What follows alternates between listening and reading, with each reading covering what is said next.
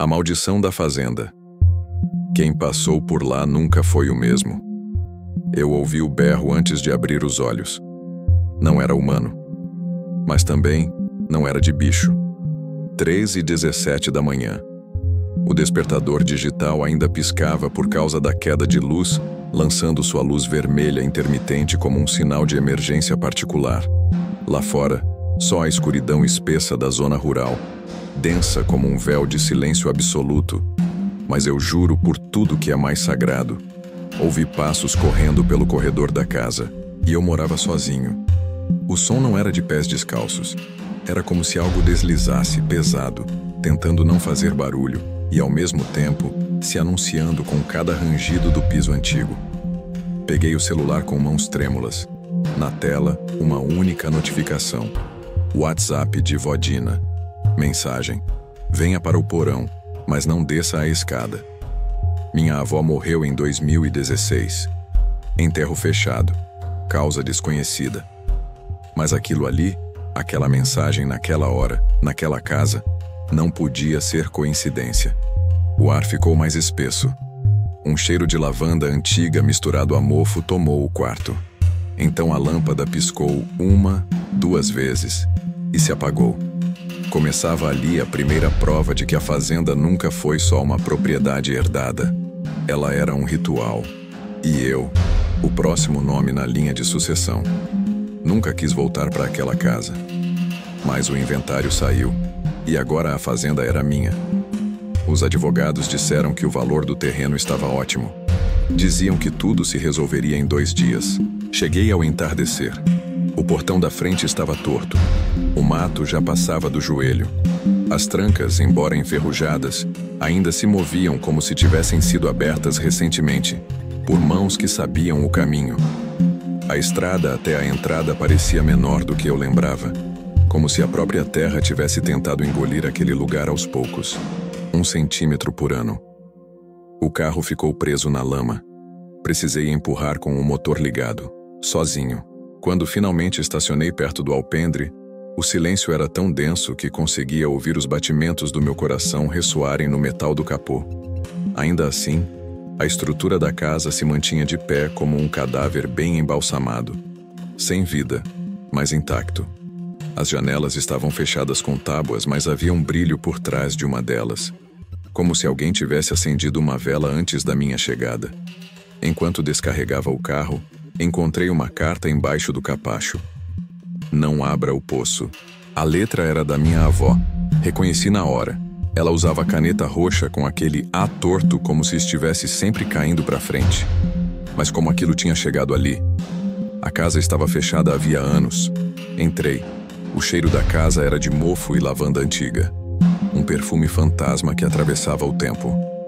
A sala estava exatamente igual desde a última vez que estive ali, com 7 anos. Tapetes vermelhos, retratos em preto e branco, aquele relógio de pêndulo que nunca funcionava.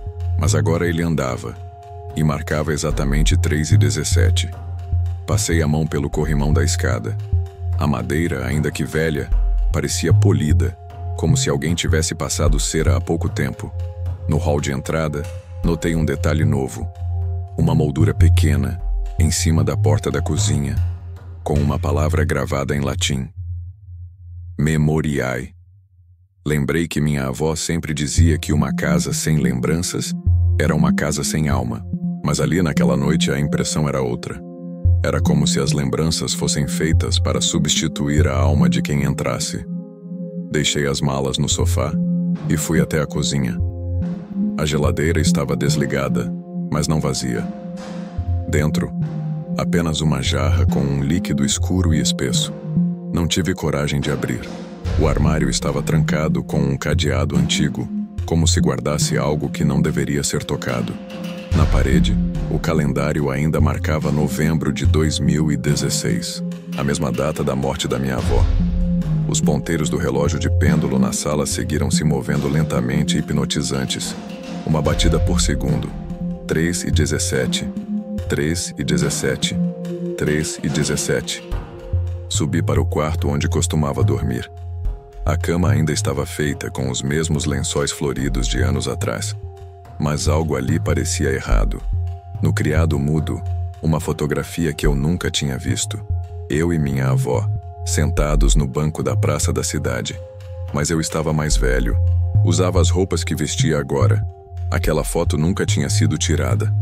Ao lado da imagem, uma chave, com uma etiqueta: porão. O medo agora deixava de ser só sensação, tornava-se evidência. A casa estava viva e não me queria como visitante. Ela me preparava para algo. Algo que começaria sem dúvida no porão e que talvez nunca tivesse fim. Passei a primeira noite em claro. O silêncio da casa não era apenas ausência de som, era uma presença por si só. O sinal do celular sumia e voltava como se a casa respirasse. E a cada inspiração, as luzes tremeluziam. Fiquei deitado, imóvel, com os olhos fixos no teto, ouvindo as paredes, tentando entender o que vinha de fora e o que parecia vir de dentro. Lá pelas 4:30, ouvi um barulho vindo da cozinha. Não foi uma queda, era um som cuidadoso, como se alguém tivesse aberto uma gaveta e a fechado lentamente, sem pressa, sem querer ser notado, mas sabendo que seria. Me levantei devagar, descalço, evitando qualquer rangido do piso. Quando cheguei à cozinha, a luz do teto piscava como se estivesse lutando para permanecer acesa. O interruptor instalava sozinho. Tudo estava igual, exceto por uma coisa. Havia uma xícara em cima da mesa. Porcelana branca com detalhes dourados. Parte de um jogo que minha avó só usava para visitas muito importantes. E estava cheia. Chá de camomila. A fumaça ainda subia, como se tivesse sido servida segundos antes. Aquela porcelana, aquele aroma, pertenciam a uma rotina que não existia mais. Peguei o celular. Nenhum sinal de rede, mas o WhatsApp mostrava uma nova mensagem. Remetente. Desconhecido. A mensagem dizia: "Ela voltou antes de você", acompanhada de uma imagem. Era uma captura de câmera de segurança, com data falsa, 15 de novembro de 2016, a mesma data do enterro da minha avó. A imagem mostrava a sala da casa e uma figura sentada no mesmo sofá onde eu estivera há pouco. Cabelos brancos, olhos voltados para a porta, rosto encoberto pela sombra. Parecia minha avó, ou aquilo que restou dela. Senti meu corpo gelar. Voltei para o quarto. Queria deixar aquela casa, mas a mala estava aberta sobre a cama.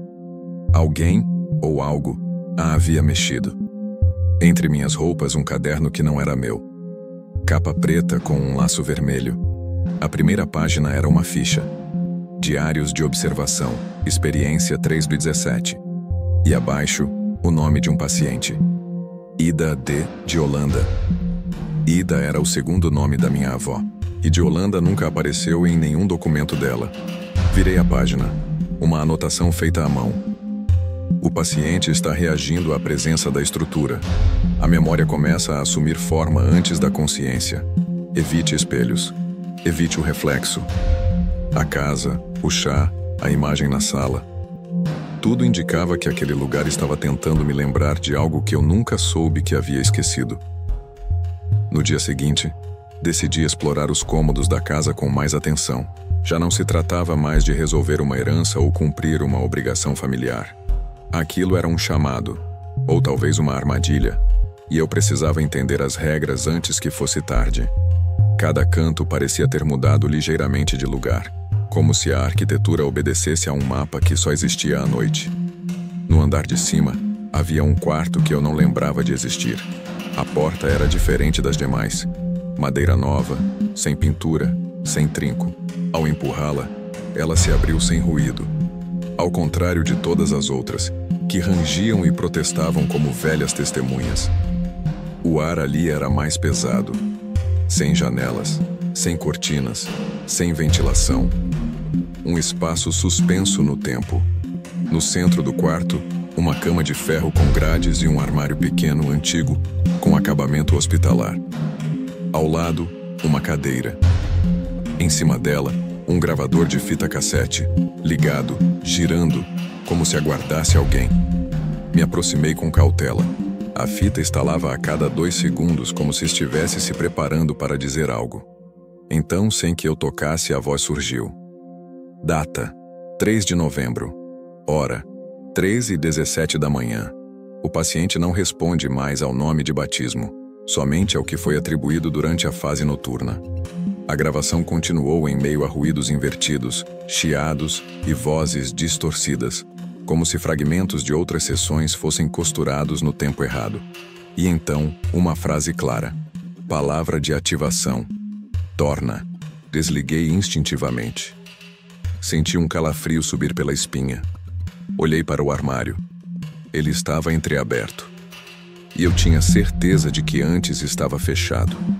Dentro dele, pendurado num cabide, havia um uniforme de hospital com meu nome bordado no peito. Mas não era meu nome atual. Era um nome antigo, de um passado que tentei apagar. Aquele que usei por 3 meses durante uma internação psiquiátrica aos 15 anos. O nome que só minha avó ainda insistia em usar. Costurado à gola, uma etiqueta branca com 3 letras bordadas em vermelho. I-D-A. Preso com fita adesiva na parte de trás do armário, um papel amarelado, uma ficha médica aparentemente falsa. Local: Instituto Redenção. Data de admissão: 3 de outubro de 2016. Diagnóstico: possessão por mimetismo de identidade. Paciente afirma não ser quem dizem que é. A letra era a mesma da minha avó, mas trêmula, como se escrita às pressas ou no escuro. Fechei a porta do armário e corri escada abaixo. Precisava sair dali, mas quando peguei o celular, notei uma chamada perdida.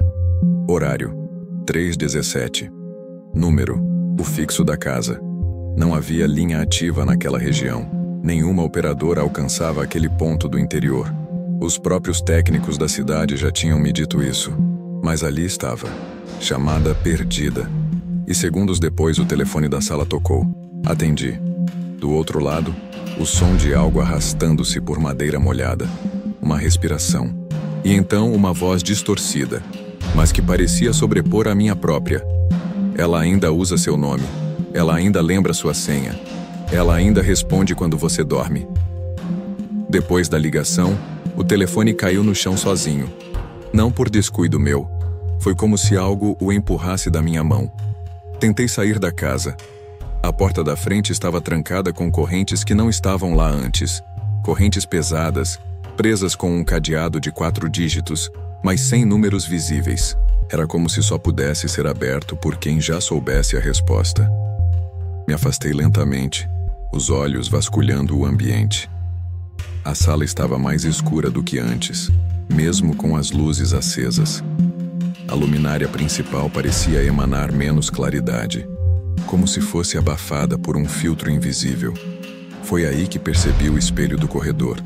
Ele não me refletia. Era como se eu estivesse olhando para um vídeo gravado. Meus movimentos apareciam, mas com 1 segundo de atraso. Pisquei. A imagem piscou 1 segundo depois. Levantei o braço. A imagem repetiu. Mas então, por um instante que congelou meu sangue, a figura sorriu. Antes de mim. Cheguei mais perto. O ar ao redor do espelho parecia mais gelado. Havia uma névoa condensada no vidro, como se alguém tivesse respirado ali pouco antes. E então, a figura no espelho apontou para a parede oposta. Virei devagar. Ali, onde antes havia apenas uma parede lisa de madeira antiga, agora surgia uma porta pequena, de madeira escura, envernizada, com ferragens em forma de cruz, pregado sobre ela, um papel plastificado com fita isolante. Nele, lia-se: armazenamento noturno, entrada permitida apenas sob regressão. Ao lado da porta, no rodapé, havia uma tomada antiga. Plugado nela, um interfone. O mesmo modelo que havia na casa da minha infância, onde minha avó me obrigava a dizer palavras certas antes de poder sair do quarto. Um sistema que, à época, parecia castigo. Agora parecia ritual. O interfone chiou. Depois, aquela mesma voz distorcida da ligação, agora mais nítida, como se falasse com mais confiança. A regressão já começou. Você está atrasado. Abra a porta, ou ela vai abrir você. Tentei responder, Mas minha voz não saiu. O interfone se calou. E então, a porta rangeu. Não havia maçaneta. Ela simplesmente se abriu 1 centímetro, como se me convidasse, ou me desafiasse. Atrás dela, não havia degraus. O porão havia desaparecido. Ou melhor, havia se transformado. Diante de mim, um corredor de espelhos foscos se estendia até o infinito. A luz que iluminava o espaço vinha de cima, mas não havia luminárias. Era como se a claridade fosse projetada diretamente da minha memória. A cada 10 passos, um quadro pregado na parede. Fotos antigas. Mas algo estava errado com todas elas. Os rostos estavam borrados, os olhos apagados com tinta preta, as bocas riscadas com lâminas, como se alguém tivesse removido a identidade de cada retratado, não apenas da imagem, mas da existência, como se aquelas pessoas nunca tivessem tido rosto. Cada moldura carregava uma etiqueta com nome e data. Os nomes eram quase familiares. Raquel D. de Holanda, Paulo I de Holanda. Sob os nomes, uma mesma frase em vermelho. Registro cancelado, 3 de novembro.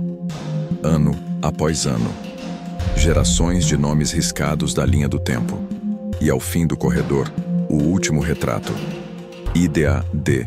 de Holanda. Registro cancelado, 3 de novembro de 2016. Minha avó. Mas na foto, ela era muito mais jovem, como se tivesse sido registrada no mesmo dia da sua própria morte e da minha chegada.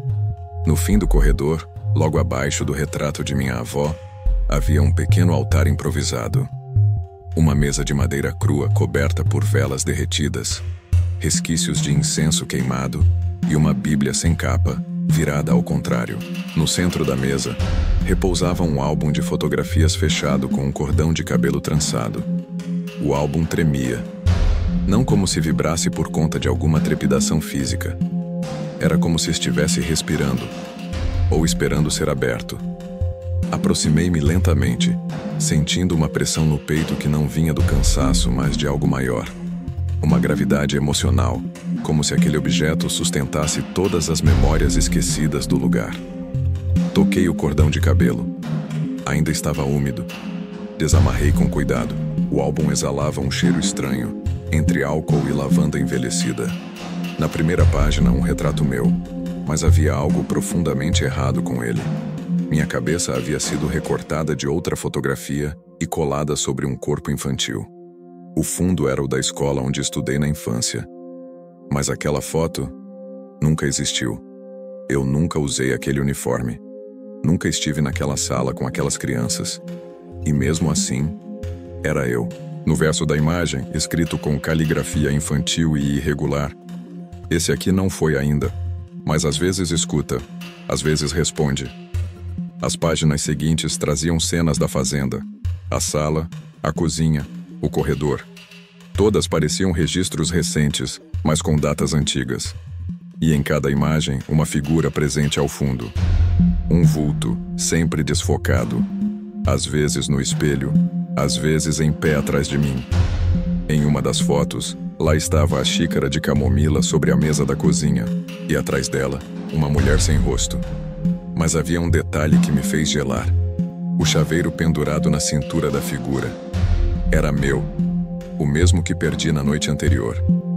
Na borda inferior da foto, escrito em caneta vermelha: ela está fazendo você por partes. Fechei o álbum com força, mas ele não se calava.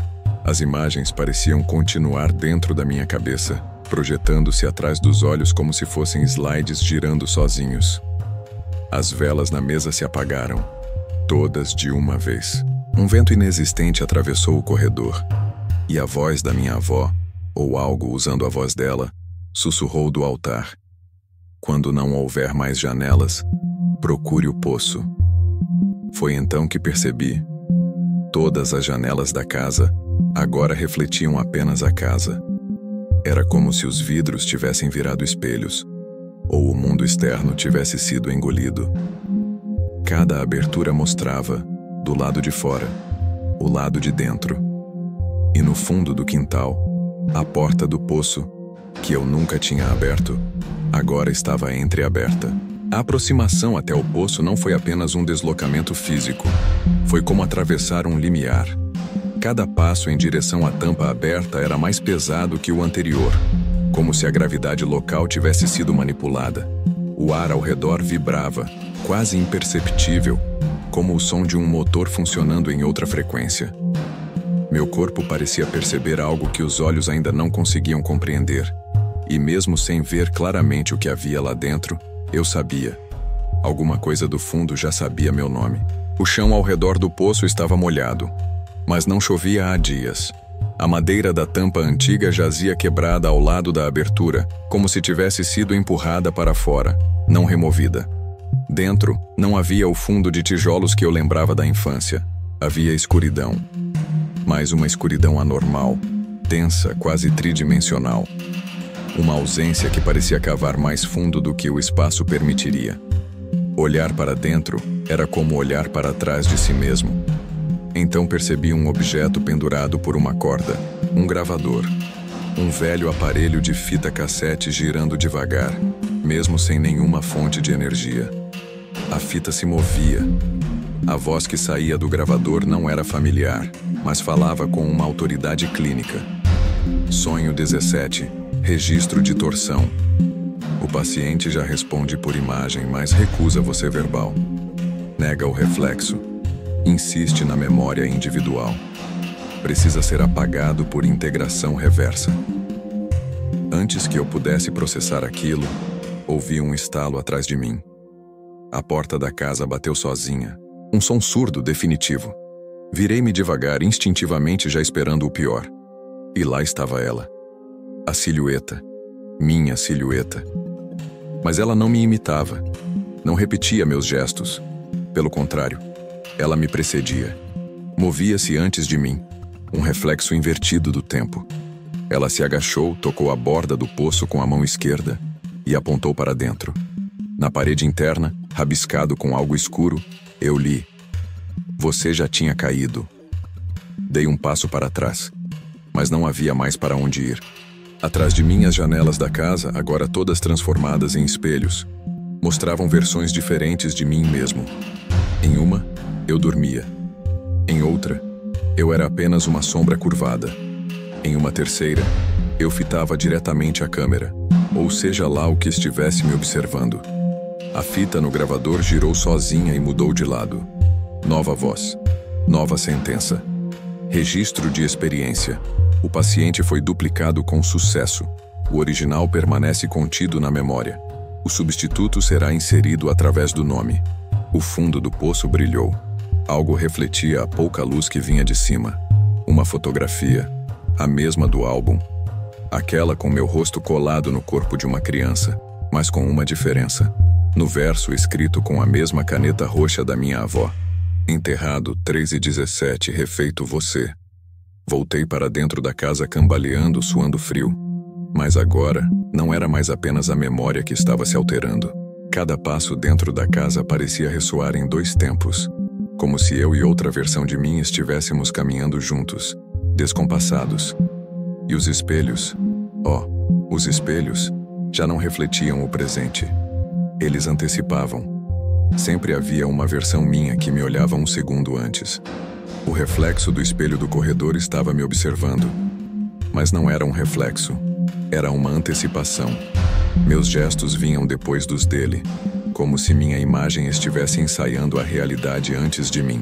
Uma linha tênue se rompia entre existir e ser projetado. Parei diante do espelho com o coração em descompasso. Perguntei, sem pensar: quem é você? A imagem já havia fechado a boca antes que eu terminasse a pergunta.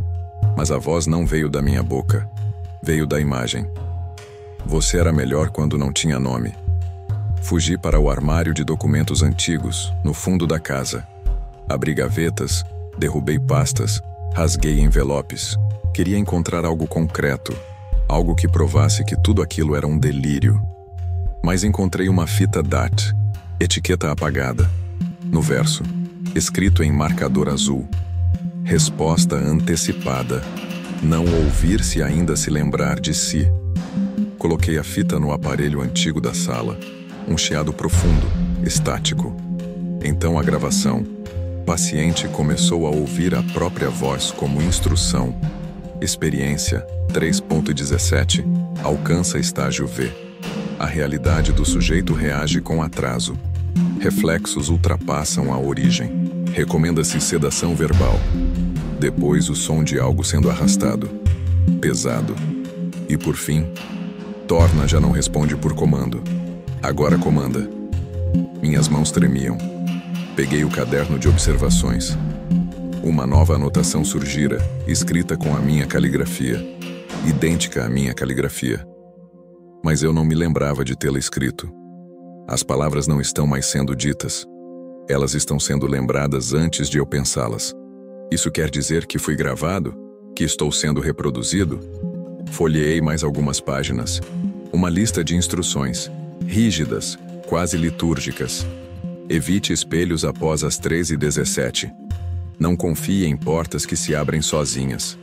Nunca aceite respostas antes de perguntar. No rodapé da página, colado com fita, um post-it borrado. Se você está lendo isso, você já perguntou. A casa estremeceu. O relógio de pêndulo que antes andava, parou. Mas não no tempo certo. Parou em 3h16. E por todo lado, em cada espelho, minha imagem sorria, como se já soubesse o que eu faria. Corri para fora do corredor. Desci tropeçando os degraus como quem foge de um incêndio. As luzes da casa começaram a falhar. A cada piscada, algo na arquitetura mudava. Uma porta a menos, um quadro deslocado, uma escada onde antes havia parede. Cheguei à cozinha, o espelho atrás do fogão, sempre coberto com um pano bordado com as iniciais da minha avó, agora estava exposto. E pulsava. Sim, pulsava, como um pulmão sob o vidro. Com cada inspiração, a casa inteira parecia afundar em um silêncio denso, viscoso. Um presságio. Algo que já tinha acontecido. Aproximei-me do espelho. O reflexo não me mostrava mais. Mostrava o quarto da minha infância. O abajur azul. A escrivaninha de fórmica branca. Os desenhos colados na parede. Todos mostravam o mesmo símbolo. Um círculo cortado por uma linha vertical. Toquei o vidro. A superfície cedeu como água gelada. Minha mão atravessou. E do outro lado vi a mim mesmo. No quarto. Aos 7 anos. Com os olhos cobertos por uma venda preta. Eu vi a mim mesmo do outro lado. Não era apenas uma imagem refletida. Era uma versão. Um fragmento. Uma fotografia viva de um momento que eu não lembrava ter vivido. A versão infantil de mim vendado, sentado na cama do meu antigo quarto, com as pernas balançando levemente como se estivesse esperando alguém. Ou eu. Ou aquilo que sobrou de mim. A gravação do gravador cassete que eu podia ouvir mesmo de dentro daquele espelho, tocava sozinha agora no corredor da casa real. Torna precisa ser preservado. Reinsira o paciente na fase original. Reinsira, reinsira, reinsira. Eu tentei puxar a mão de volta, mas ela não saía. Estava presa como se tivesse sido absorvida pelo reflexo. Era como se eu estivesse sendo puxado pelos dedos por uma memória que não me pertencia mais. A versão infantil falou sem mover os lábios. Não fui eu que sonhei isso. Você sonhou por mim. E agora tem que dormir no meu lugar. O ar ao redor ficou mais pesado. Eu sentia o peso do meu próprio corpo puxando para dentro do espelho, como um mergulho forçado. Ouvi passos pequenos arrastados, como os de uma criança andando de meias pelo chão frio, vindo de trás de mim, na cozinha, mas também ecoando dentro do espelho, como se a casa estivesse invertida, e então o som dos cubos de madeira batendo no chão, aqueles blocos de letras que eu perdi aos 6 anos, que minha avó disse ter dado para outra criança. Eles rolavam pelo chão da cozinha real, formando palavras às pressas, como se digitadas por mãos invisíveis. No chão, se formou lentamente a frase: "Ele não é o primeiro." E no reflexo, atrás do menino vendado, estavam dezenas de outras camas, alinhadas, cada uma com uma criança sentada, vendada também. Todas com o mesmo rosto. O meu. Alguns rostos eram mais velhos, outros mais novos. Alguns tinham arranhões. Outros cicatrizes. Todas as bocas fechadas com fita preta. A casa não era só casa. Era arquivo. E eu era o próximo item catalogado. Desesperei-me. Puxei o braço com força total. E com um estalo doloroso consegui me soltar. Caí para trás na cozinha. O espelho voltou a ser só vidro. Sem reflexo. Sem imagem. Apenas uma superfície silenciosa. O corredor estava escuro. O relógio já não fazia barulho nenhum. A sensação de multiplicação interna, como se eu estivesse me repetindo, agora era constante. Não era mais uma sensação externa, era interna. Eu podia ouvir 2 respirações ao mesmo tempo dentro do meu peito. Não era eco. E eu já não sabia se tinha pensado alguma coisa ou se tinha sido pensado por algo dentro da casa. Deitado no chão frio, o som da TV ligando sozinha trouxe um alívio que imediatamente se tornou pavor. Ela mostrava uma tela estática, cinza, com chiado, e no canto da tela piscando a data, 15 de novembro de 2016. O dia do enterro da minha avó. A mesma data da foto enviada pelo WhatsApp. A mesma data da mensagem sobre o poço. No envelope pardo grampeado sobre a mesa da sala, encontrei o que parecia ser uma ficha hospitalar. Protocolo de entrada. Paciente 3.17. Logo abaixo. Condição. Instável. Registro de dissonância entre corpo e reflexo. Identidade parcialmente preservada. Etapa final requerida. Iniciar fechamento. O envelope continha uma gravação em fita mini DV. Rotulada. Autoentrevista. Ida D de Holanda. Tremendo, recoloquei a fita na velha filmadora VHS da minha avó, ainda guardada na estante. A imagem apareceu.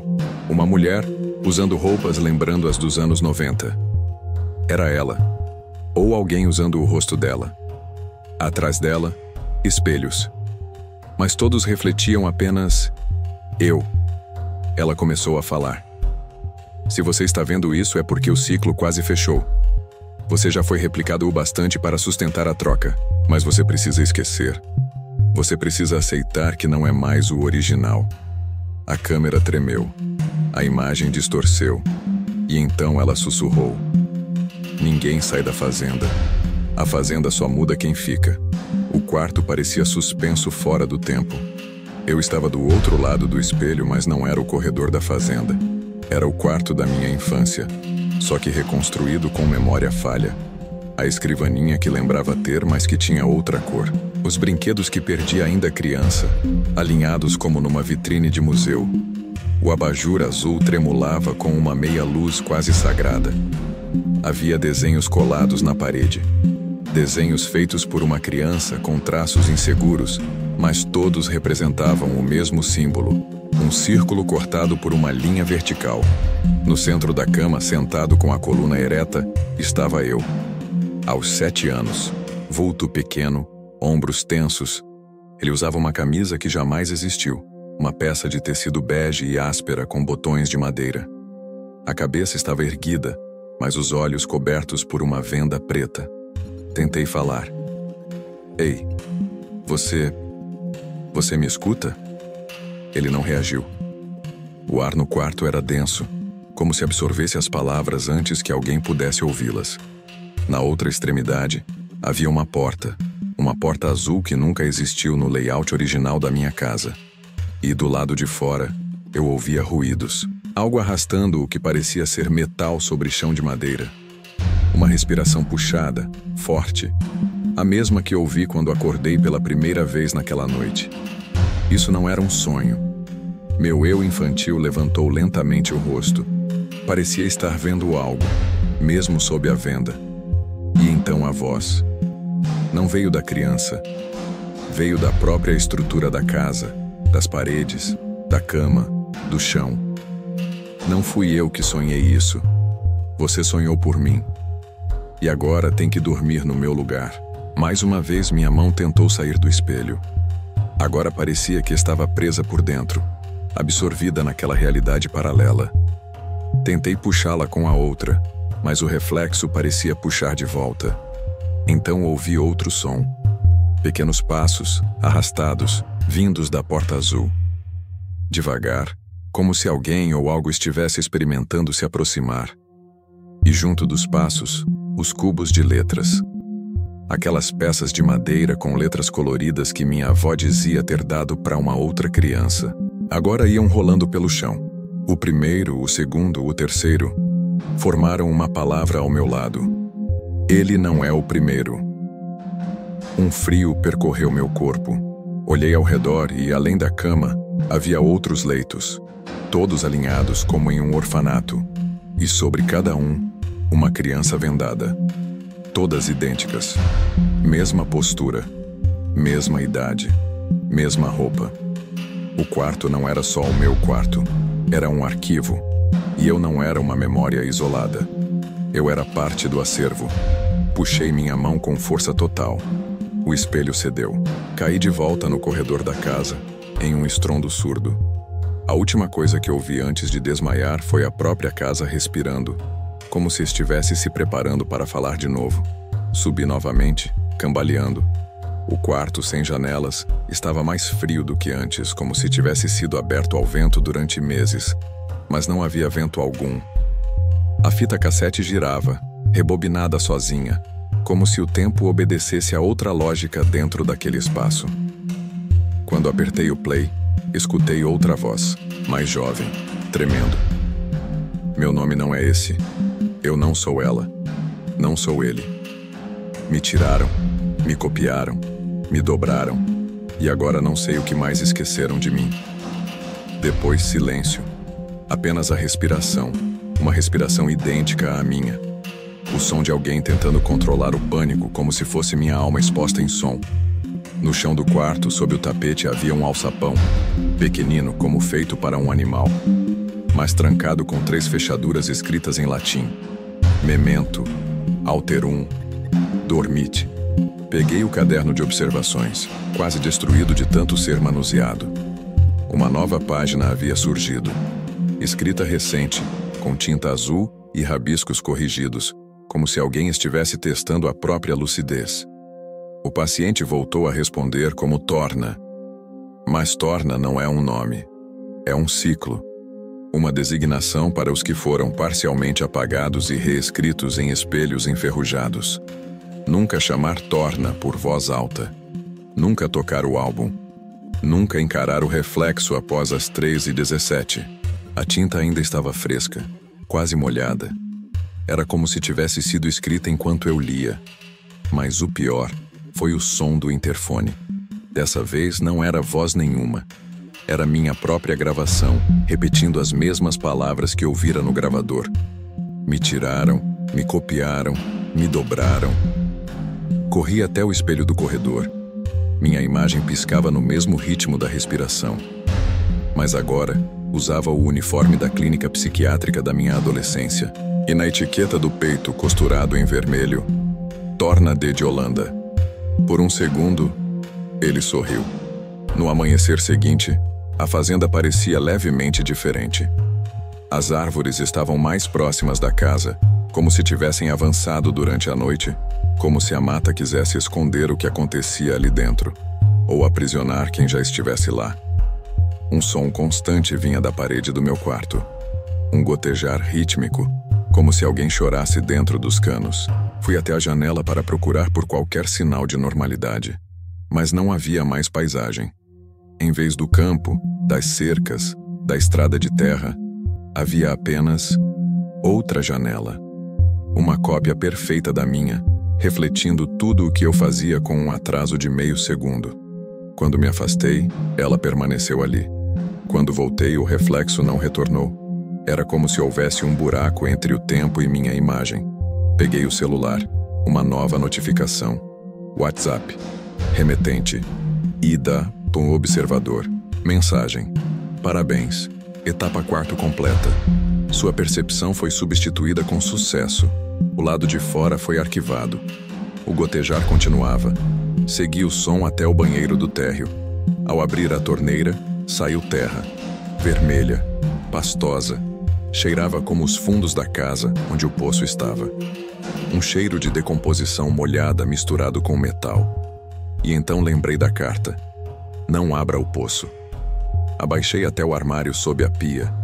Estava trancado. Em cima do vaso sanitário, repousava uma chave antiga, de bronze. Dentro do armário, encontrei uma pasta com recortes plastificados de jornais antigos. Notícia: Jornal de Santo Crispim, 11 de novembro de 1969. Família de colonos desaparece em ritual agrícola. Vestígios encontrados apontam para espelhamento de identidades. Único registro: um diário em branco, onde se lia apenas o nome Torna. Outra notícia: Gazeta Municipal, 12 de novembro de 1984. Desaparecimento coletivo em escola rural.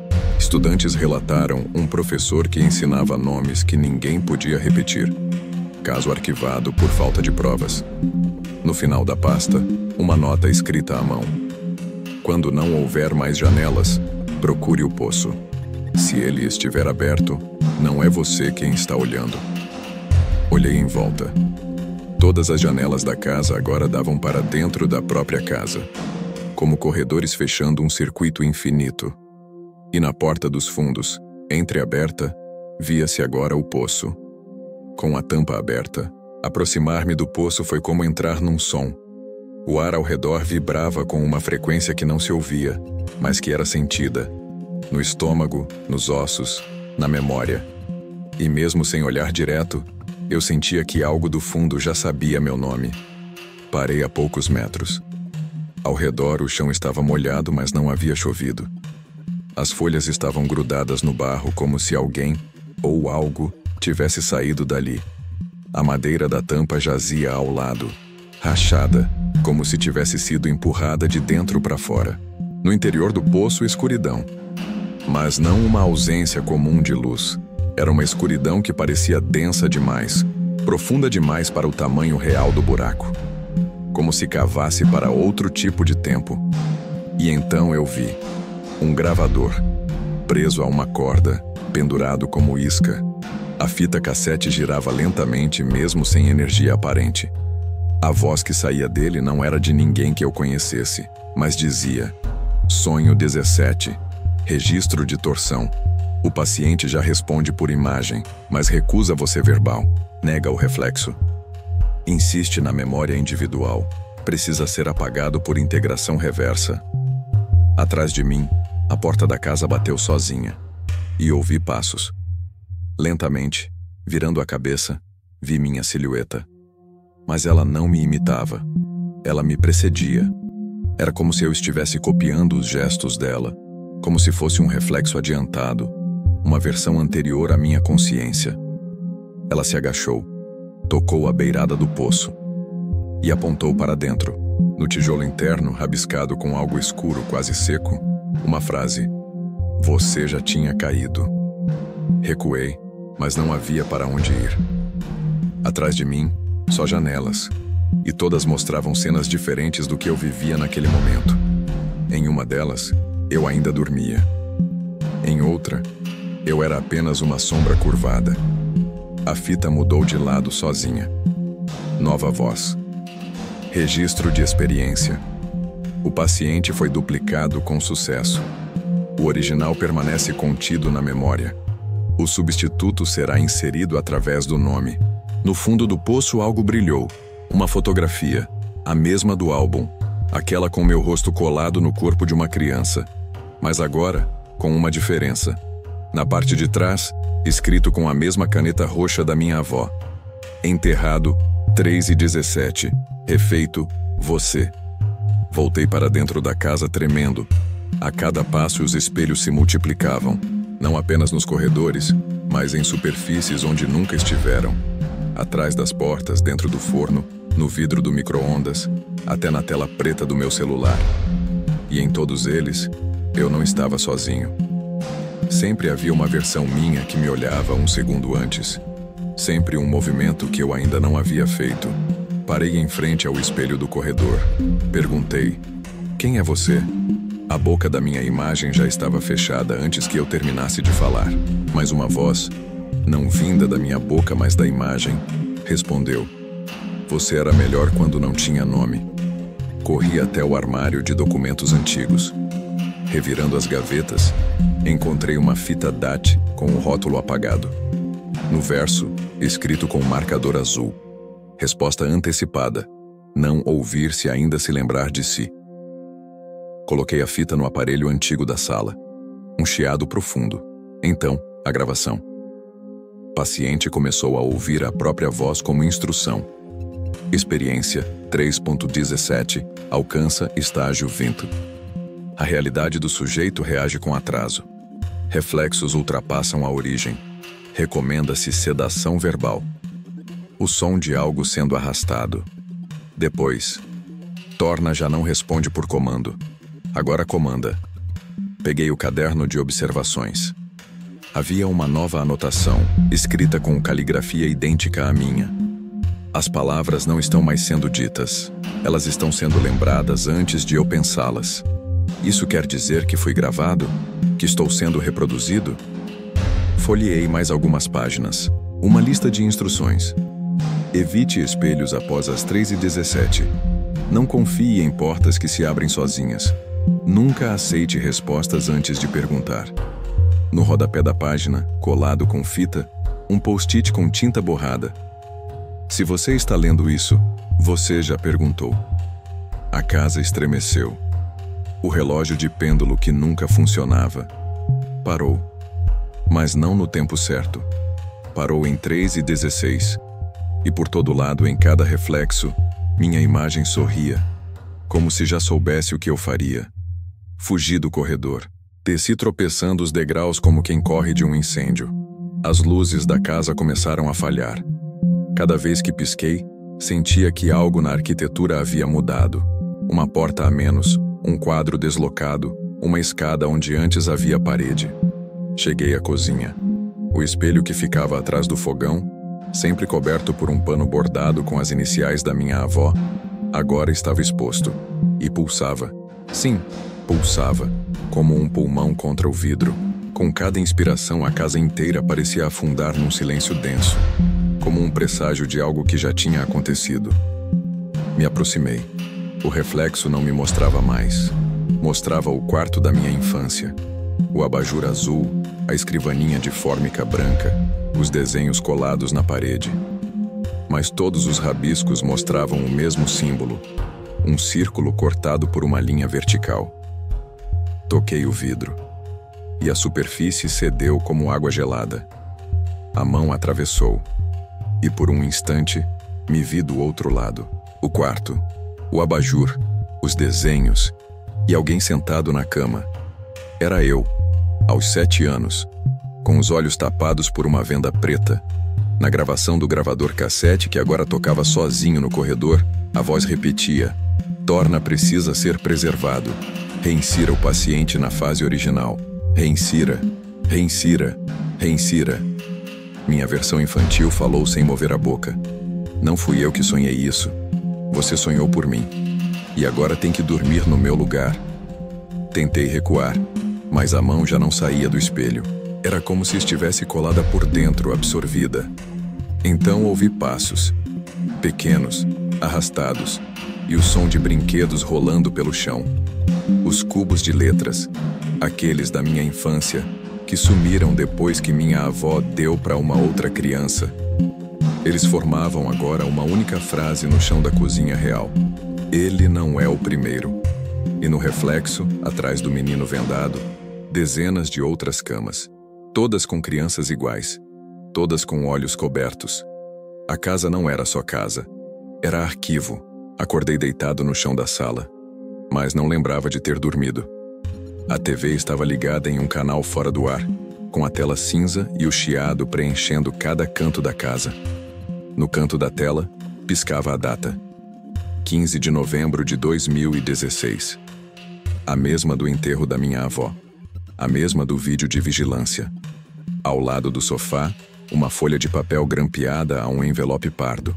O topo dizia: Protocolo de entrada, paciente 3.17.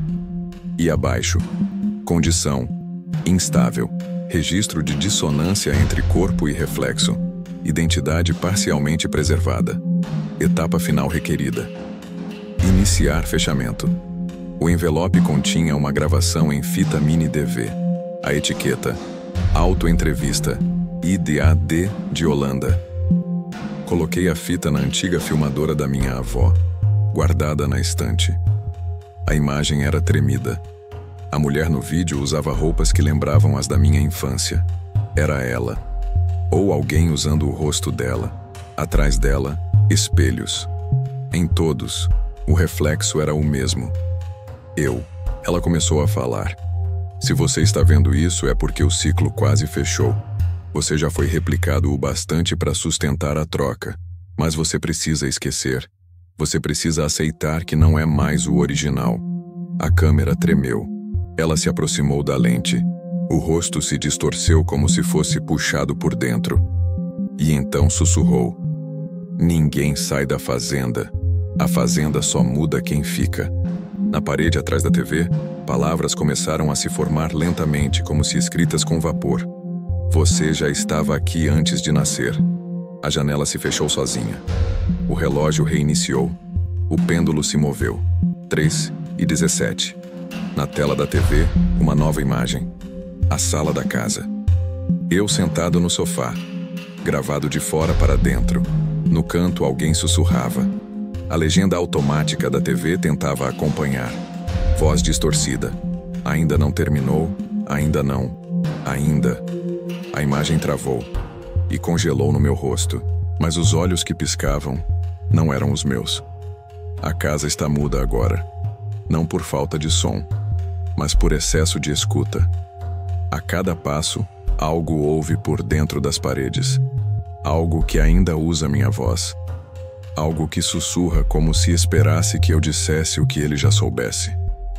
Fui até o espelho do andar de cima. Estava coberto por um lençol preto. Quando o puxei, não havia reflexo. Apenas uma imagem estática da sala, com uma figura sentada no sofá. A figura me olhava e piscava no ritmo do meu coração. Desci. Não havia mais sofá, nem TV, nem porta. Tudo havia sido engolido por um vazio branco, sem paredes. No centro, uma cadeira de rodas com um corpo infantil vendado. Nas mãos, um desenho. Me aproximei. Era eu. Mas não como me lembrava. Era como se uma criança tivesse tentado me redesenhar de memória. Detalhes fora de proporção, olhos tortos, a boca em forma de linha. No verso do papel, quando ele lembrar que não nasceu sozinho, tudo vai voltar. Tudo vai reiniciar. O menino levantou o rosto. Era eu. Aos 3 anos, a idade em que comecei a sonhar com minha avó mesmo depois da morte dela. E ele falou: Torna não é uma pessoa. É a parte de você que ainda lembra o que não devia. Atrás dele, surgia agora um espelho oval. Dentro dele, minha imagem. Normal, cansada, com a mala nas mãos, pronto para ir embora. Abri a boca para pedir ajuda, e minha imagem fez o mesmo, 1 segundo antes. A voz saiu do espelho. Se você sair, ele fica. Se você ficar, ele sai. Escolha quem vai usar seu nome. O menino estendeu a mão. Entregou um crachá de hospital. Instituto Redenção. Paciente 3.17. IDAD de Holanda. E embaixo, escrito em vermelho: Status: disponível para substituição. Gritei. Mas não ouvi som algum. A voz que saiu de mim ecoou pelo espelho, pela fita, pela casa, pelo poço e, por fim, pelas paredes do meu apartamento. Sim, porque agora estou aqui, de novo, em casa, na cidade. O sol entrou pela janela. O despertador apitou. 3h17 da manhã. Na tela do celular, uma notificação, WhatsApp de vó Dina. Venha para o porão, mas não desça a escada. E pela primeira vez respondi. Eu sei o caminho. A fazenda nunca foi um lugar. Foi um nome esperando ser lembrado. E agora, ele atende por mim. Desde aquele momento, tudo ao meu redor parecia ter entrado em uma lógica que não me incluía mais como protagonista. A casa, se é que ainda era a casa, agora vibrava com uma consciência autônoma, como se estivesse me assistindo com os olhos de todas as versões de mim que já haviam atravessado suas portas. A parede do corredor exibia retratos que eu não lembrava ter tirado. Eu, aos 5 anos, segurando a mão de alguém borrado. Eu, na adolescência, com o uniforme da escola que nunca frequentei. Eu, aos 33, exatamente como agora, parado diante do espelho. A última foto se atualizava em tempo real. Comecei a andar pelos cômodos e cada passo parecia ecoar em duplicidade. Como se alguém, logo atrás de mim, pisasse no mesmo ritmo, um segundo depois. Abri gavetas, armários, portas que não levavam a lugar nenhum. Todas as respostas pareciam já ter sido feitas antes de eu perguntar. As fitas tocavam sozinhas. As páginas se escreviam mesmo quando minhas mãos estavam vazias. No escritório da minha avó, encontrei uma máquina de escrever antiga. Sobre ela, um bilhete datilografado. A repetição é a linguagem da substituição. O nome que se repete não pertence mais ao corpo que o carrega. Atrás da máquina, um fichário com etiquetas em ordem alfabética. A seção D estava aberta. De Holanda, Ida D. Dela, sim, mas também minha. Havia ali várias fichas com diagnósticos semelhantes, assinaturas diferentes, mas a mesma caligrafia. Uma observação destacada em vermelho. Paciente apresenta instabilidade perceptiva após contato com reflexo espelhado às 3h17. Recomenda-se reintegração através de substituição gradual por narrativa sobreposta. Fechei os olhos. Tentei me lembrar da última vez que tive um pensamento que não soava ensaiado. Uma memória que não parecia escrita por outra pessoa. Não consegui. Só me vinham frases que eu já tinha ouvido em gravações, em sonhos, nas mensagens impossíveis da vó Dina. Fui até o banheiro do andar de cima.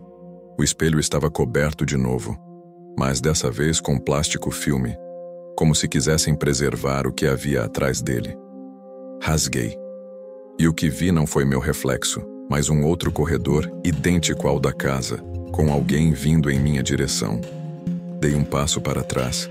A figura também, mas com atraso. Era a minha última chance de sair, ou de aceitar que já tinha saído. Então uma última gravação começou a tocar, saída de lugar nenhum. Se você chegou até aqui, parabéns. Seu nome foi aceito. Sua substituição será processada em 3, 2.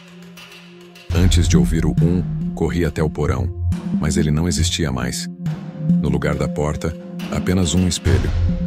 E dentro dele, nada. Nada além de um eco da minha voz, perguntando em silêncio: quem foi que começou a lembrar no meu lugar?